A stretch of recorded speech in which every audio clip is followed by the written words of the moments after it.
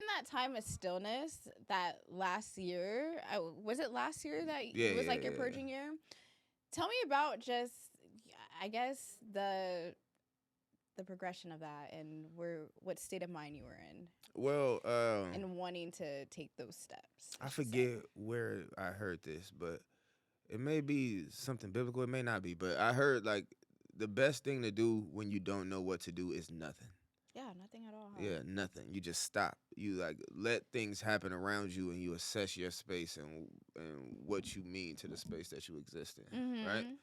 So I did a lot of self-assessment. I hitting the wall on inspiration, on creativity, on stuff like that, and I was like, you know what? I'm gonna just pause for a second and to reevaluate how much love I have for myself and how much love I have for what I'm doing and how can I make each of those relationships better. Exactly. So that's kind of like what inspired that stillness. It's just like I forget where I heard that quote from, but it was like when you don't know what to do, do nothing.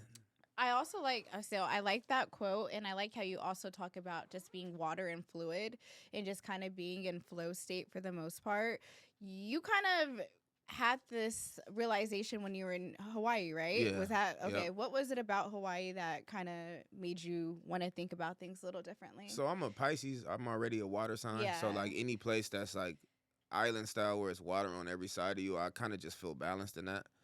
Um, Hawaii was like one of those places where like when I first went, I didn't know my favorite animal was a whale at first. Really? You know? But like Those are cool. I'm driving on a highway, and you see signs that say like whale breaches, be careful. Like you know how they have deer crossing and shit. So you see like the whales breaching, and it's like, oh, is it that serious, Yeah. right? So we out there with during whale season, so they were breaching out of the water, and it like captivated me in a way that was like. I'm like, oh, I understand what these signs are for. You can get in a car accident off of how just majestic this shit is to look at. You know, it's So just, it was actually a bunch of whales. Like I've never ever seen a whale. yeah. Bro, Well, okay.